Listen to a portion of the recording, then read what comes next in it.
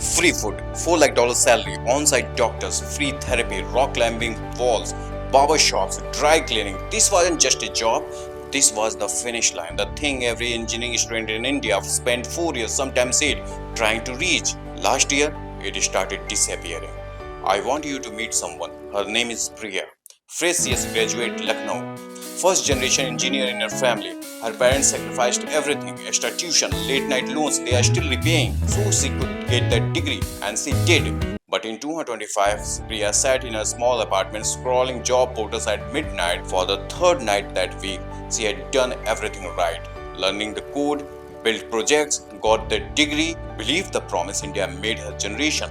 Learn to code, join the IT boom, and you will have a future. The job portals told a different story. Entry level job postings down 15% that year. The companies she dreamed of were now hiring one person with AI tools instead of 3 to 5 juniors they once needed. Priya wasn't failing, the game had changed, and nobody told her. Now let me take you somewhere else for a moment.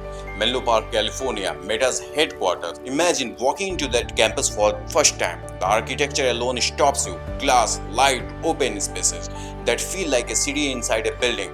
You don't need to leave anything. Gourmet food, free all day. A barber shop, dry cleaning, a gym that would embarrass most hotels, on-site doctors, free therapy, childcare support, and the money, base salary, performance bonuses, stock that kept climbing year after year, total compensation 300k to 400k dollar, sometimes more. These weren't just employees, they were the chosen ones in the tech world, the ones your relatives whispered about at weddings, the ones your parents held up as a proof. This is what hard works look like. This is what coding can get you. They had made it. Then one morning, Zuckerberg sent a memo. Not because the companies are struggling. Meta posted record profit that same quarter. Not because these engineers were underperforming.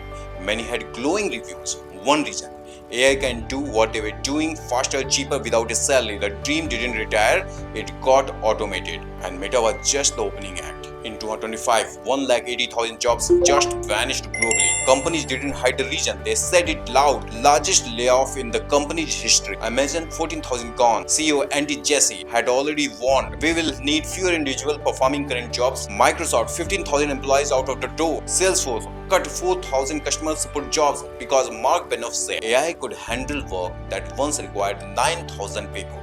IBM replaced hundreds of HR employees, not with cheaper humans, with a chatbot. Workday, CrowdStrike, Cisco, Coinbase all named AI explicitly. And in America alone, AI-driven layoff in 2025 surged by 332% the year before. 332% in 1 year. Priya saw those numbers from Lucknow. So did every engineering student who thought a CS degree was a guaranteed ticket. Priya's friend Rohan had actually made it. Got a job in a mid-sized software firm in Bangalore. 6 months in, he was writing real codes, running tests, fixing bugs, living the dream on a smaller scale. Then the manager called him in. We are bringing in an AI assistant. It writes basic code, run tests, fixes common bugs 10 to 100 times faster than you. We won't be hiring juniors anymore. Senior engineers plus AI, that's the new model. Rohan roles shrank overnight. Within months, contract not renewed. He wasn't fired for being bad at his job. He was made redundant by a tool that cost his company less per month than his daily commute. Now enter CEO of Anthropic, the company building one of the world's most powerful AIs. Not a critic, not a journalist, the person behind this all. He sat down next to the head of JP Morgan at a financial services briefing in New York and said this in public, on record.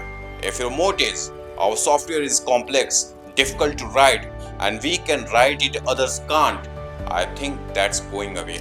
Not disrupted, not challenged, going away. And then he said something even harder to ignore. Whole jobs, whole careers that we have built around decades may not be present. Now I need you to stay with me here, because this is where it stops being an American story. India's IT sector, TCS, Infosys, Wipro, HCL, built a $300 billion industry on one promise. We write complex code better than anyone, cheaper than anyone, and we can keep doing it. That complexity, that expertise is exactly the moat CEO of Anthropic said is gone.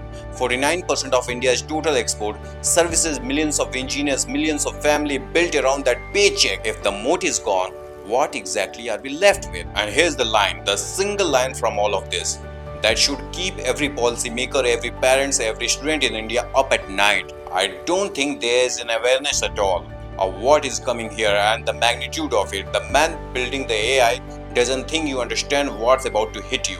Not India specifically, the whole world.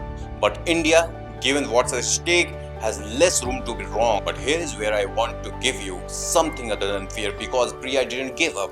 6 months after that midnight scrolling session, she made a decision. She stopped applying to jobs AI was replacing and started learning to work with AI instead. Not just writing codes, but directing AI to write codes, prompt engineering, system design, AI auditing. She became someone who could look at an AI system and ask, is this fair? Is this biased? And does this hurt? A role called AI ethicist that barely existed in 2022, that companies were actively hiring for by 2026. More than a third of entry-level jobs now require AI skills.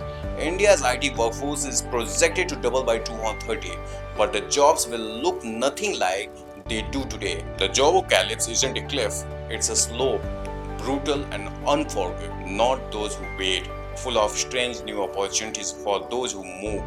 But here's the honest truth, individual adoption isn't enough. Priya can upskill, Rohan can pivot, but what about the millions who don't have Priya's access to coastal internet time? India's government needs to treat this not as a future problem but as a right now emergency. The competitive edge that built this economy is being automated, and the CEO of the AI company said nobody fully grasps the magnitude yet. That has to change starting today.